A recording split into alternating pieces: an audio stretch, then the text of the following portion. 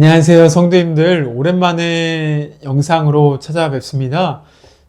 오늘 설이라서 수요 예배가 없어서 대신 영상으로 잠깐 짧은 말씀을 나누고자 합니다. 오늘부터는 사순절이 시작돼서 사순절에 대한 이야기를 좀 해볼까 하는데요. 사순절은 말뜻 그대로 40일이라는 뜻을 가지고 있습니다. 40일의 기간 예수님께서 십자가에서 죽으시고 부활하신 그날부터 40일을 그 하나님의 은혜를 기억하는 절기로 지키고 있는데요. 46일인데요. 6일이 빠져 있는 이유는 주일은 그 절기에 포함되지 않기 때문에 그렇습니다. 하나님께서 우리에게 주신 부활의 기쁨, 주일의 기쁨은 사순절에 예수님의 고난을 묵상하는 시간과는 거리가 멀다 해서 빠져 있습니다. 어쨌든 이러한 사순절이라는 기간 동안에 우리는 무엇을 묵상할까요? 예수님의 십자가의 죽으심과 부활과 주님의 그 놀라우신 은혜의 길을 묵상하는 것이죠. 사순절을 지키는 교회 전통은 좀 오래됐는데요. 주전 325년 니케아 회의 때부터 사순절은 이 고대 교회 가운데 카톨릭 교회 가운데 지켜진 이 아름다운 묵상의 절기였습니다. 원래는 이 40일이 아니라 고난주간만 지키다가 어떤 사람은 42시간만 예수님의 십자가에 죽으시고 부활하시기 전까지의 시간만 기념하다 점점 교회가 이 시간을 길게 지키게 됐는데요. 어쨌든 이 기간을 지키는 것의 유익은 뭡니까? 예수님의 십자가의 죽음과 부활을 더 묵상할 수 있다는 것이에요. 우리의 삶에도 예수님의 이 십자가의 죽음과 부활을 묵상하는 것 너무나 중요하죠. 우리가 죄인 되었을 때 예수님께서 우리의 죄를 위해서 스스로 죄가 저주가 되어서 사망 권세를 지시고 죽으시지 않았습니까? 그 은혜를 기억하는 절기가 사순절이라는 것이에요. 저도 예수님의 십자가를 기억하면서 묵상하고 주님의 은혜를 기억하는 그 시간들이 많았었는데요. 예전에 대학생 때 기도하다가 제 자신이 너무나 죄인 되어서 제가 십자가에서 죽을 만큼의 죄인이라는 걸 깨달은 날이 있었습니다. 그때는 다른 날이 아니라 평범하게 기도하던 기간이었는데 갑자기 하나님께서 제 자신이 마치 회칠한 바리새인 같은 죄인이라는 것을 깨닫게 하셨어요. 회칠했다는 뜻은 뭘까요? 겉은 멀쩡한데 속은 그 무덤 시체나는 그 죄악으로 가득한 죄인이라는 것을 보여주시는 것이죠. 바리새인들이 그런 사람이었는데요. 바리새인들은 겉으로는 멀쩡한 모습으로 보이지만은 속에는 다른 사람들을 정죄하고 그리고 하나님 말씀을 지키는 척하면서 다른 사람들이 자기를 칭찬해 주는 것을 좋아하고 자기를 높이는 교만한 죄인이었습니다.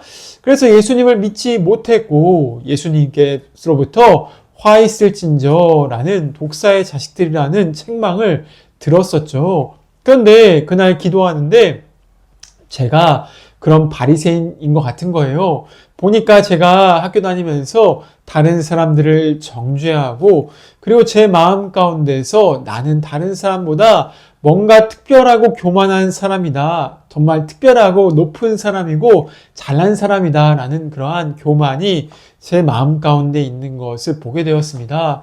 그러면서 제가 하나님 앞에 정말 눈물을 흘리면서 회개하면서 십자가에 죽으신 이유가 나 때문이구나 라는 것을 깊숙하게 깨달았던 시간이 있었는데요. 우리 모두는 다 그런 죄인들이라는 거예요. 우리의 마음 가운데 하나님의 은혜보다 내가 십자가에서 죽어야 될 죄인이라고 생각하기보다는 저 사람이 문제라고 생각할 때가 있다는 거예요. 그런 마음을 품고 있으면은 이 사순절의 기간 가운데 주님의 십자가의 은혜의 감격을 우리가 누릴 수가 없겠죠.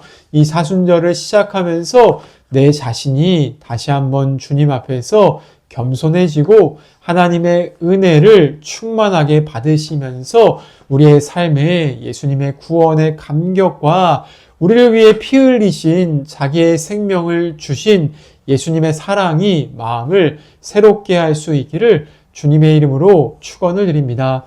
두 번째, 이 사순절의 기간에 또 우리가 기억해야 될 것은 뭘까요? 어떤 사람들은 이 사순절의 기간을 금식하면서 보내는 사람도 있겠죠. 특별히 어떤 사람들은 한 끼를 금식한다거나 또 어떤 사람들은 고난주간에 금식을 한다거나 미디어 금식, 요즘에는 오락을 금하는 금식 여러 가지가 있지 않습니까? 그런데 이런 금식이 주는 효과나 유익이 있지만은 금식의 의미가 뭘까요? 금식을 우리가 문제 해결의 도구나 또 기도응답을 위해서 간절히 기도할 때 금식할 때가 있는데요. 그런 것도 물론 주님께서 기뻐하시는 기도가 될 수 있지만은 금식의 가장 근본적인 목적은 무엇입니까? 몸의 기도라는 거예요. 내가 밥을 먹는 것도 정말 중요하고 내 육신 생명을 위해 밥을 먹어야 되는데 내 영적 생명, 하나님의 은혜를 누리는 그것을 사모한다. 이것이 바로 금식의 목적이라는 것입니다. 예수님께서 40일 동안 금식하실 때 사탄으로부터 많은 시험을 받으셨습니다. 그때 금식하신 이유가 뭐였을까요? 시험을 통과하고 하나님의 뜻을 분별하고 십자가의 길을 가시기 위해서 금식하셨다는 것이에요. 우리의 금식의 목적은 나의 어떤 문제를 해결하는 도구가 아니라 하나님의 뜻이 뭘까? 하나님이 기뻐하시는 길이 뭘까? 하나님께 어떻게 순종할까? 이것을 고민하면서 예수님의 뒤를 쫓아가고 그분의 은혜를 충만하게 받는 것이 목적이 되어야겠습니다. 특별히 우리가 먹는 금식도 중요할 것입니다. 이 먹는 걸 통해서 우리가 금식하는 건 너무나 귀하긴 한데요. 제가 금식하면은 또 생각나는 예화가 하나가 있습니다. 한 번쯤은 들어보셨겠지만은 프란치스코라는 사람이 제자들과 함께 수도회를 만들어서 금식할 때 일어난 일이에요. 40일 동안 제자들과 함께 금식하고 있었는데요. 금식하다가 제자들이 어떻게 했습니까? 그 중에서 힘들어하는 사람이 있었겠죠. 그 중에 한 사람이 마을에 내려가서 너무 배고파가지고 죽을 먹은 거예요. 죽을 먹었더니 그 주변에 있는 금식하던 사람들, 제자들 사이에 분위기가 싸해진 거죠. 그리고 나서 그 사람을 정죄하기 시작합니다. 너는 우리 수도의 규율도 깨트리고 그것 하나 못 참냐. 그리고 그렇게 어떻게 신앙생활을 할 수가 있겠냐라고 하면 정죄했다는 거예요. 그때 프란치스코가 어떻게 했을까요? 조용히 자리에서 일어나더니 마을로 내려가서 죽을 먹었다는 거예요. 그리고 나서 제자들에게 이렇게 말했다는 것이죠. 형제를 사랑하는 것이 금식하는 것보다 더 낫다. 정죄하면서 저 사람을 그렇게 미워하는 것보다 우리가 하나된 마음으로 사랑하는 것이 이 사순절에 합당하다라고 얘기했다는 것이죠. 성도님들, 우리가 사순절을 보내면서 마음에 미워하는 사람이 있습니까? 그 사람들을 내 마음에 아직도 풀어내지 못하고 용서하지 못하고 미워하고 있습니까? 정죄하고 있습니까? 그 사람을 내 마음에서 풀어내고 용서하고 사랑할 수 있는 그런 사순절의 기간이 됐으면 좋겠습니다. 주님께서 원하시는 금식은 흉악한 자들의 결박을 풀어주고 가난한 사람들을 돌봐주고 이웃을 사랑하는 것, 내 마음에 있던 그 미움의 죄악이 녹아져서 예수님의 형상을 담는 것입니다. 예수님은 제자들에게 이렇게 말씀하셨습니다. 너희가 서로 사랑하면 세상이 너희가 내 제자인 줄을 알리라 라고 말씀하시는데요. 사랑보다 위대한 주님의 계명은 없다는 것이에요. 금식하는 것보다 중요한 것은 내가 예수님의 성품을 닮아가는 것, 그걸 위해 금식하면 좋죠. 근데 내 마음에 정말 예수님의 사랑으로 다른 사람들을 품어가는 것, 그것이 가장 큰 사순절의 아름다운 모습이 아닐까 다시 한번 묵상해 봅니다. 또 하나 우리가 사순절에 예수님의 그 은혜에 예수님의 사랑을 기억한다면은 우리도 주님의 고난에 동참하는 절기가 되어야겠죠. 주님이 십자가를 지시면서 순종하시다가 고난 받으셨어요. 그리고 나서 그 십자가의 고난 때문에, 순종 때문에 결국 우리를 구원하시고 부활하셨는데요. 우리 또한 이 세상을 살아가면서 하나님 말씀대로 살아가면서 순종할 때 우리가 고난 받을 수가 있다는 것이에요. 저도 인도에 선교사 살 때 외적으로 고난이 있었던 것 같아요. 여름이면 너무나 더워서 45도까지 올라가고, 그리고 제가 한창 인도의 초창기 때는 비자가 없어서 자전거를 그렇게 열심히 타고 다녔었는데요. 자전거를 한 1년 넘게 타면서 여름에 정말 너무 힘들다. 이게 사람이 할 짓인가 생각했었는데, 생각해보면은 그때는 그게 그렇게 막 힘들다라고 느끼진 않았던 것 같아요. 주변에 있는 가난한 사람들도 다 그렇게 가난한 사람들, 자전거만 타고 다니는 사람들도 종종 있었거든요.